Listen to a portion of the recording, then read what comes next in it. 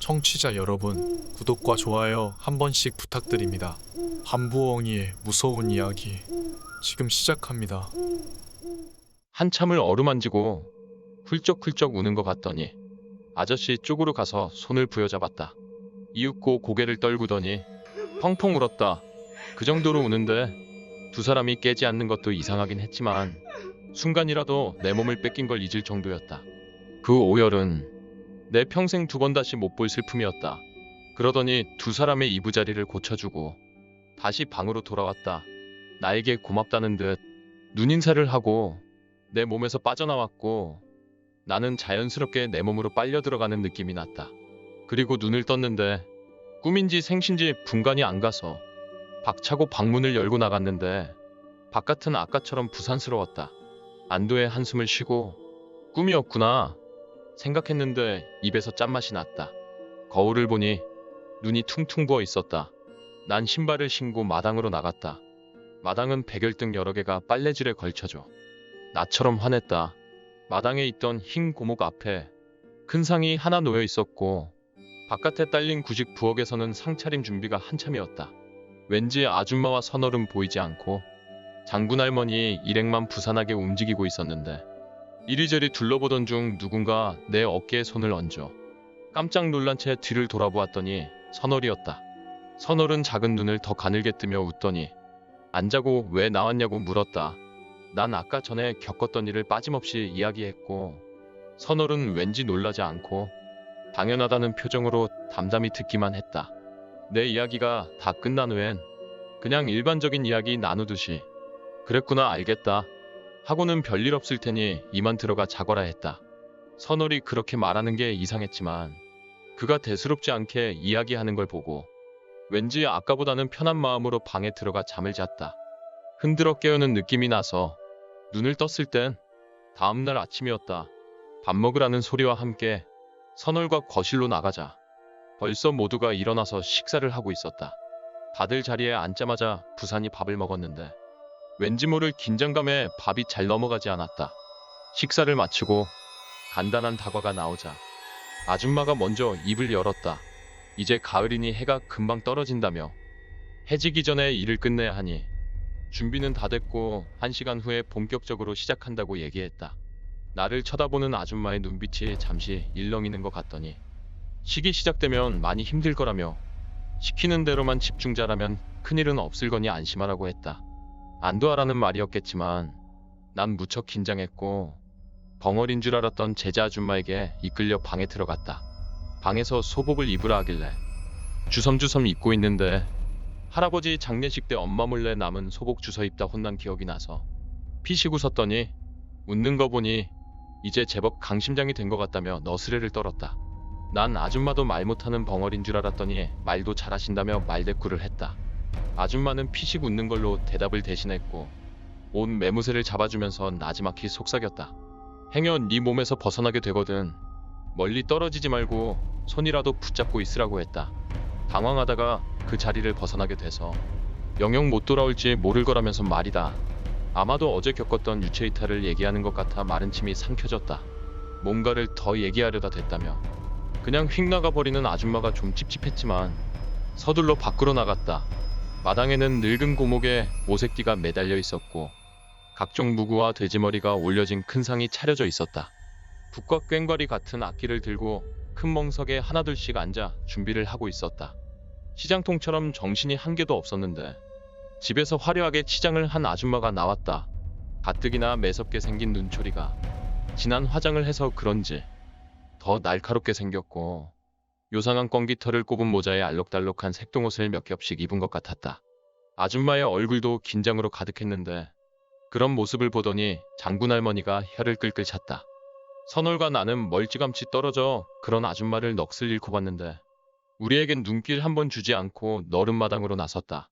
잠시 후 모든 준비가 다 끝났는지 서있던 아저씨와 오빠를 힐끗 쳐다보더니 오빠를 불러세웠다.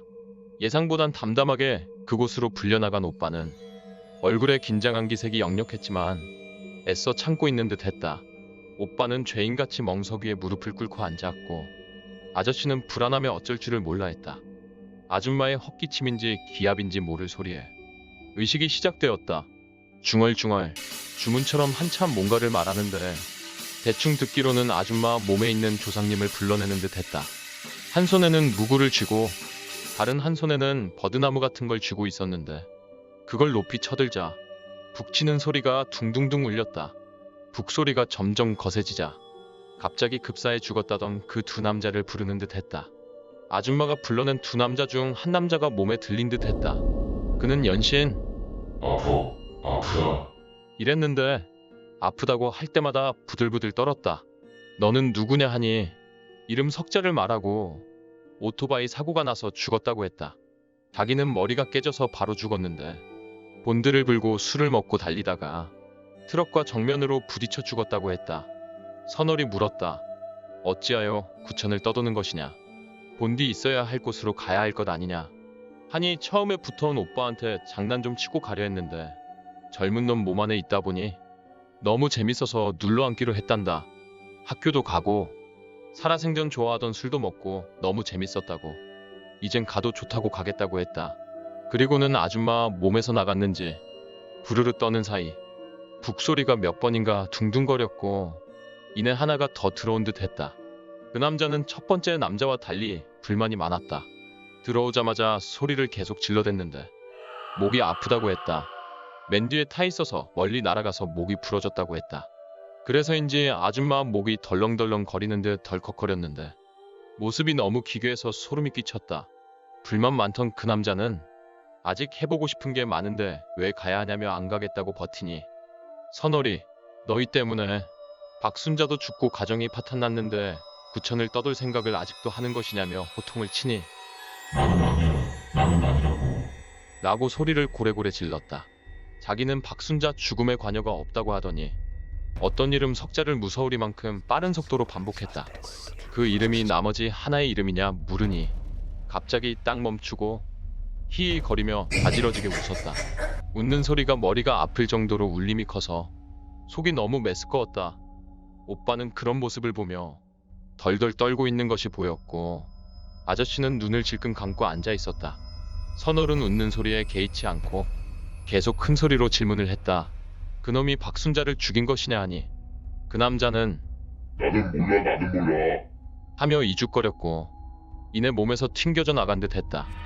아줌마가 돌아왔는지 헛기침을 두 번 하고는 자세를 가다듬었다.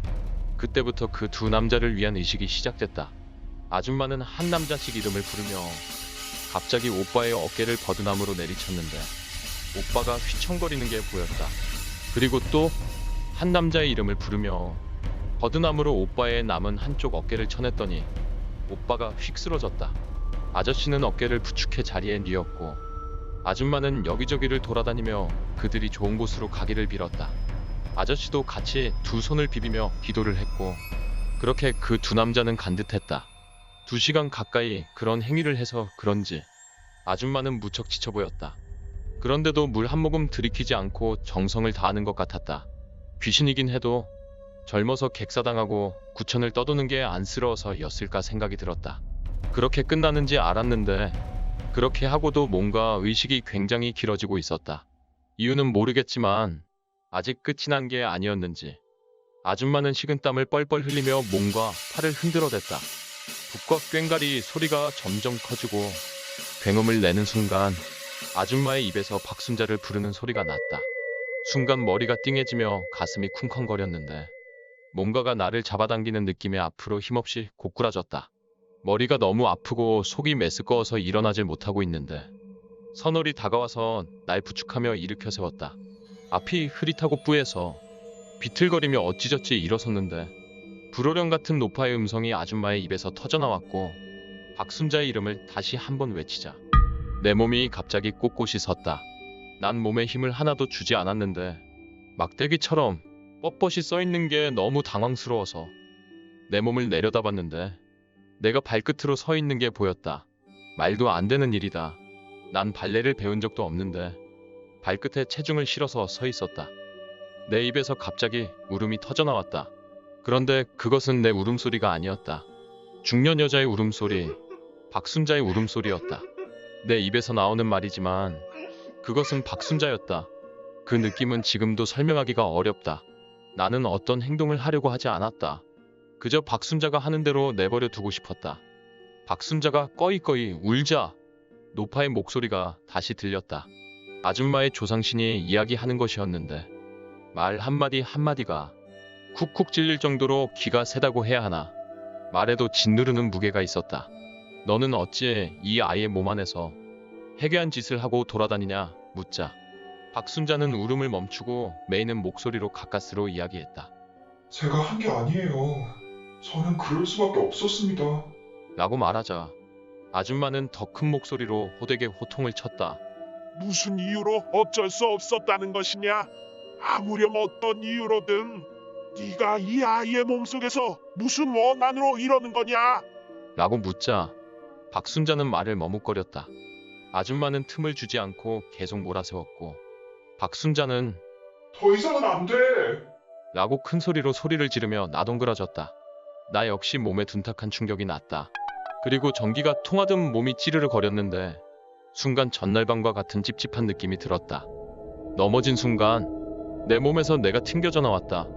다시 내 몸으로 가려고 하자 뭔가에 부딪히듯 막히는 느낌이었는데 갑자기 제자 아줌마의 말이 생각이 났다. 나는 멀리 안 떨어지기 위해 손을 잡고 있으려고 안간힘을 썼지만 내 몸 근처에 다가가지도 못했다. 순간 내 몸에서 검은 연기 같은 게 너울거렸는데 그것이 갑자기 공중으로 쫙 뻗는 것이 보였다. 당황한 나는 뒤로 몇 발자국 떨어져 피했는데 다른 사람들 눈에는 나도 그 검은 아우라도 보이지 않는가 싶었다. 아줌마만이 눈빛이 달라졌는데 순간 내 손이 내 목을 스스로 조르는 것이 보였다. 주위 사람들이 동요하기 시작했고 나는 그 모습을 보며 어쩔 줄 몰랐는데 할 수 있는 방법이 없어서 발만 동동 구르고 있었다. 선월이 내 몸으로 다가가 억지로 목에 있는 손을 떼려고 했는데 내 몸이 무시무시한 힘으로 선월을 밀쳐냈다. 안 되겠는지 아줌마가 내 몸을 버드나무로 세게 후려치니 잠시 비틀거리며 손이 풀렸다. 나는 내 몸으로 가야겠다는 생각이 번뜩 들었다. 내가 몸으로 다가서자마자 빨려 들어가듯 몸에 들어갔는데 그 뒤로는 기억이 나지 않는다. 눈을 떴을 때는 시간이 꽤 지나 있었다. 아줌마도 지쳤었는지 제자 아줌마와 선월이 부축하고 있었고 내 옆에는 장군 할머니가 계셨다. 머리가 어질거렸지만 정신을 가다듬고 할머니가 건네준 물 한 잔을 벌컥벌컥 마시고 다 끝난 것이냐 물었다. 장군 할머니는 말이 없었고 깨어난 나에게 선월이 다가오자 할머니가 벌떡 일어서더니 아줌마에게 다가가서 다짜고짜 호통을 쳤다. 기운이 다 빠졌으면 두 놈 보내고 다음에 할 것이지. 이기지도 못할 싸움을 왜 거느냐고 난리를 쳤다. 까딱하면 나도 죽고 아줌마도 죽을 뻔했다며 고래고래 소리를 지르는데 나는 영문도 모르고 쫄아있을 뿐이었다. 그날 의식은 일단락된 듯하여 파하는 분위기였는데 다들 얼굴 표정이 어두워 보였다. 나는 조급한 마음에 선월에게 물었는데 선월도 대답을 하지 않았다. 일단 들어가서 좀 쉬라는 말만 하고 선월이 날 부축해서 집 안으로 데려갔다. 제자 아줌마가 내가 자리에 눕자 따뜻한 차를 한 잔 내왔는데 너무 써서 먹지를 못하고 뱉어내자 다 먹어야 한다는 표정으로 고개를 까딱거리며 억지로 들이키라 했다. 나는 오만상을 쓰며 그것을 다 마시고 쓴 입맛을 다시고 있는데 하나둘씩 집 안으로 들어왔다. 도와주시는 분들만 밖에 남아 이것저것 정리하는 소리가 들렸다. 나는 방 안에 누워 거실에 모인 아줌마와 장군 할머니의 말소리에 귀를 기울였는데 다들 아무 말이 없었다. 제자 아줌마는 나를 물끄러미 보더니 입에 손가락을 가져다 대며 조용히 있으라는 제스처만 취하고 거실로 나갔다. 한참이 지났을까 선월의 말소리가 들렸다. 보통 어려운 게 아닌 것 같네요. 장군 할머니는 여전히 격양된 목소리로 그러게 이기지도 못할걸. 괜히 건드려놔서 이 사단이 난 것 아니냐 못난 년아. 아줌마는 말소리조차 들리지 않았다. 선월은 장군 할머니에게 이 일을 어찌 처리하면 좋겠냐고 조곤조곤 물었고 장군 할머니는 쨍하는 말투로 어쩌긴 뭘 어째. 이판사판으로 가야지 달래긴 글렀다. 다시 거실에 조용한 침묵만이 흘렀고 아줌마가 나를 불렀다. 나는 기다렸다는 듯이 벌떡 일어나 나가니 아줌마가 앉으라는 듯 방바닥을 톡톡 쳤다. 나는 선월 옆에 앉아 어찌된 일이냐 물었다. 아줌마는 미안하다며 자신이 일을 좀 어렵게 만든 것 같다며 빠른 시일 내에 다시 일을 치러야 할 것 같다고 했다. 내가 정신을 잃었을 때 이를 말해주었는데 내가 들어오고 나서 내 몸이 바닥으로 고꾸라졌는데 눕자마자 아줌마가 내 몸을 발로 밟고 박순자를 불러내었더니 나오라는 박순자는 안 나오고 그것이 튀어나와서는 발에 끓는 소리로 발을 치우라고 소리를 질러대는데 아줌마는 더욱더 힘을 주고 내 몸에서 나가라고 소리를 쳤더니 그것이 분에 못 이겼는지 벌떡 일어나서 아줌마를 밀치고 목을 조르더니 아줌마도 죽이고 나도 같이 죽일 거라며 온몸에서 살기를 뿜어내는데 기운이 빠진 아줌마가 그걸 당해낼 재간이 없었다고 했다. 아무래도 예상보다 더 강한 원기라고 했다. 아줌마가 본인 잘못이라고 하며 말을 더 잊지 못하시길래 아줌마 잘못이 아니라고 얘기했다. 나도 예상치 못하게 몸에서 튕겨나가고 어쩔 줄을 몰랐다고 몸에 들어가고 싶어도 들어갈 수가 없었는데 아줌마 덕에 다시 들어간 것이라고 오히려 고맙다고 얘기했다. 다시 몸을 추스르고 다시 하자고 이야기하니 아줌마가 생긋 웃었다. 참 많이 강해졌다며 머리를 쓰다듬었다. 수일 내에 다시 일을 치를 거니 그때까지 수련을 더 하시겠다고 했다. 아줌마의 이야기를 가만히 듣고 있던 장군 할머니가 입을 떼셨다. 너는 내일부터 밥 많이 먹고 정신 좀 똑바로 챙기라며 그렇게 몸에서 자꾸 떨어져 나갔다간 2번 다시 못 들어온다며 네 몸을 네가 나가서야 되겠느냐라고 호통을 치셨다. 나는 눈치를 보며 작은 목소리로 대답하고는 쭈그러져 있으니 아줌마에게 너는 내일부터 나하고 산에 가서 기도 좀 더 하고 와야겠다 하고 선월에겐 아줌마가 없는 동안 나를 잘 보살피라고 하셨다. 선월은 말없이 엷은 미소로 대답했고 장군 할머니는 다시 이야기했다. 이제부터는 자신이 일에 좀 끼어야겠다며 한심한 것들끼리 놔두니 뭔 일이 되겠냐며 혀를 찢찢 차셨다. 아줌마와 선월은 깜짝 놀란 표정으로 할머니를 쳐다보았고 뭘 그리 쳐다보냐며 소리를 빽하고 지르니 제자 아줌마만 빙긋이 웃을 뿐이었다. 장군 할머니는 그렇게 이야기하곤 방에 들어가 버리고 아줌마도 씻으러 가셨다. 선월은 내가 잘 때까지 곁을 지켰다. 잠이 잘 들지 않아 뒤척거리는데 선월이 왜 그러냐고 물었다. 나는 선월에게 내가 왜 몸에서 튕겨져 나가는지 도대체 어떻게 해야 안 튕겨져 나가는지 물었다. 나는 특수한 경우라 그런데 영가가 하나가 아니고 둘이라서 자꾸 그러는 거라고 했다. 게다가 그것이 내 기를 빨아 새가 아주 큰 놈이라 어찌 보면 네 몸이 네 전부의 소유가 아니라며 아까처럼 의식 중에 영가가 튀어나올 때 내 세력이 가장 약해지는데 그때 자신을 놓게 되면 그런 경우가 생긴다고 하길래 곰곰이 생각해보니 아까 박순자가 나왔을 때 내가 문득 박순자가 하고 싶은 대로 하게 두자 하고 마음을 놓고 있었던 게 생각이 났다. 박순자는 악한 영가가 아니라며 방심하고 있던 게 잘못인 것 같았다. 박순자가 폭주했을 때 그것이 튀어나오면서 내가 튕겨져 나갔을 거라고 추측했지만 선월에겐 그냥 이야기하고 싶지 않았다. 다음부턴 어떻게든 정신 차리고 있어야지 하는 다짐뿐이었다. 선월은 그런 날 보며 나는 다 한다는 표정으로 느긋이 바라보고 있었고 어서 자라며 이불을 발끝까지 덮어주며 뒤돌아 눕길래 선월의 넓은 등을 보고 있으니 뭔가 안도가 돼서 잠이 스르륵 들었다. 너무 힘든 하루를 보내니 기절한 것처럼 어떻게 잤는지를 모를 정도였다. 아줌마와 할머니 일행은 봉고차를 타고 산에 가셨고 남겨진 우리 넷은 무료하게 시간 죽이기를 하고 있었다. 문을 열고 창틀에 걸터 앉아 마당에서 나무를 멍하니 바라보고 있었는데 아저씨가 나오셨다. 세수를 하러 마당 수도가에 나오신 듯 해서 오빤 뭐하냐고 물으니 어제 후유증이 컸는지 아직도 누워있다고 해서 걱정이 살짝 들었다. 방문을 열어 오빠를 나지막히 부르니 돌리고 있던 등이 움찔하는 게 보이길래 앉자면 잠깐 나오라 하니 부스스 일어났다. 이번 이야기 재밌게 들으셨나요?